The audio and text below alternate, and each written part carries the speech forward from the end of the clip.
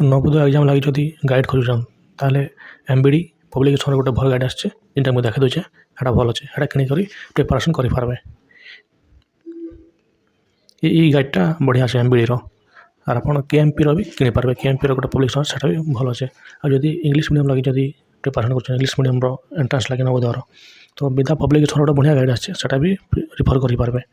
ଆଉ ତୁମର ଏକ୍ଜାମ୍ କାର୍ଡ଼ର ଆସୁଛେ ରେଡ଼ିଆର ବି ଆସୁଛେ ଏଗୁଡ଼ାକ ଆପଣମାନେ ଯେନ୍ଟା ବି ଗୋଟେ ଆଣିକରି ବି ପ୍ରିପାରେସନ୍ କରନ୍। ଆଉ ନେକ୍ସଟ ଏକ୍ଜାମ୍ ଡିସେମ୍ବର 2026ରେ ହେବା ଯେନ୍ଟାକି ପ୍ରିପାରେସନ୍ ଷ୍ଟାର୍ଟିଂରୁ ଲାଷ୍ଟ ତକ୍ ଗୋଟେ ବର୍ଷ ଲାଗିଯାଉଛେ।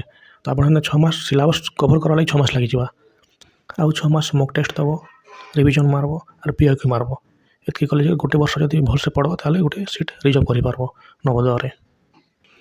ଆଉ ଯଦି ମୋର ଗାଇଡ଼େନ୍ସ ଯଦି ପଢ଼ବାକେ ଚାହୁଁଛନ୍ ନବୋଦୟର ପ୍ରିପାରେସନ୍ କରିବାକୁ ଚାହୁଁଛନ୍ ତାହେଲେ ସ୍କ୍ରିନ୍ରେ ଗୋଟେ ନମ୍ବର ଦେଉଛେ ଏନେ କଲ୍ କରିକି ରେଜିଷ୍ଟ୍ରେସନ୍ କରିଦେବେ। ଦେନ୍ କ୍ଲାସ୍ଟା ଫେବୃଆରୀ 2 ୱିକ୍ ଷ୍ଟାର୍ଟ ହେଇଯିବ।